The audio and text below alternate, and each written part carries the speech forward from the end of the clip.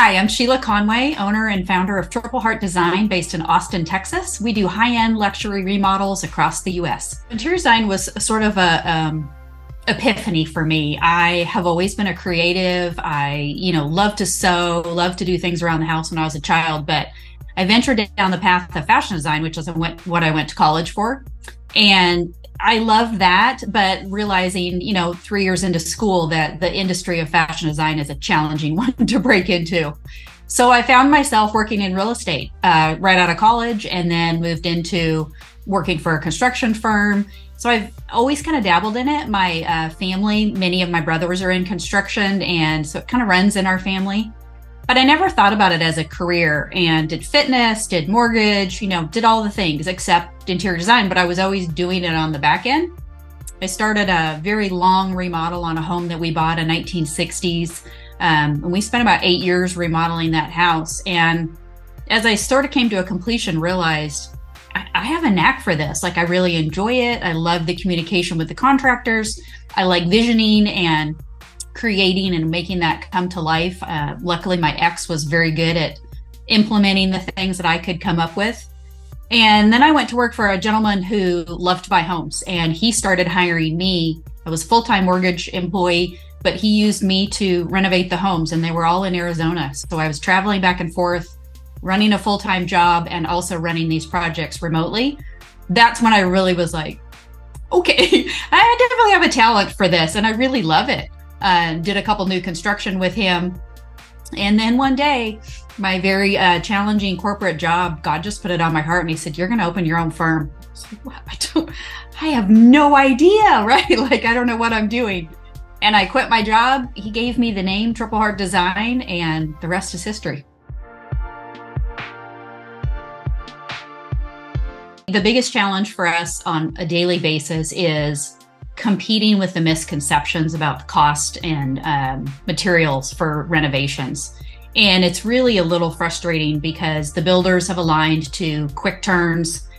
Consumers are starting to get accustomed to quick turns, but the consumers don't educate themselves, so they don't really understand how and why that affects the quality in a short-term and a long-term fashion. So that's my biggest challenge when clients come to me and say, "Can I renovate a kitchen for $6,000? No, you can't. You can barely buy your materials for that.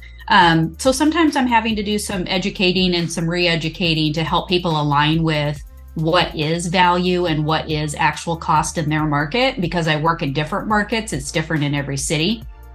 Labor and materials definitely has gone up over the years, but I really push hard for my clients to align to quality, because quality comes in so many different forms, from the contractor to the material choices to the installation type and style.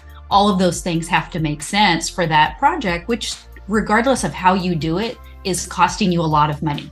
And I like to educate my clients to say, if you spend the 10% more, the value is here, and that these are the reasons why. Any design project starts with a functional floor plan. And a lot of people go to aesthetics first. I always pull back, and it's like, we really have to evaluate the space and be able to create a floor plan that works well with any design. You can layer aesthetics on top of a really powerful floor plan. And that's something that I strive to teach, and also the way that I practice my business.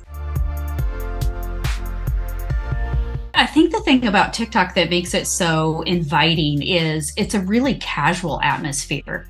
You can show up as you are. It really doesn't matter. You've got your baseball cap on, you just got back from a run, or you're on your run, or, it's kind of, and for me, it's like when the inspiration hits, I want to stop and record it. And I don't have any qualms about doing that. So providing visuals and also being able to chat really in a longer format, beyond a minute. YouTube, Instagram, some of those are a little bit more limiting. They're a little bit more fast visuals. I feel like TikTok's a great place to educate.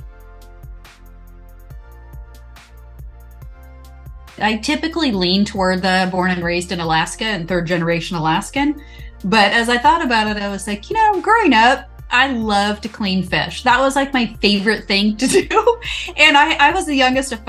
I had 3 brothers ahead of me. They loved it. They thought that was the sweetest thing that ever happened to them, because they'd be out catching the fish, and I'm like, let me clean them.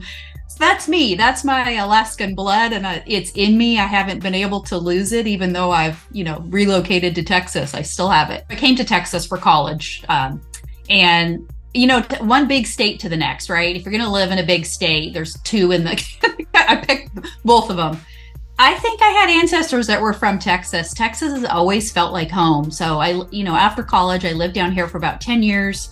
I very much loved the Pacific Northwest, spent a lot of time in Washington as well. But after my kids graduated from college, I said, I'm moving back to Texas. Like, I truly love it here. And, a little bit selfish, I'll take 9 months of summer over 9 months of winter any day.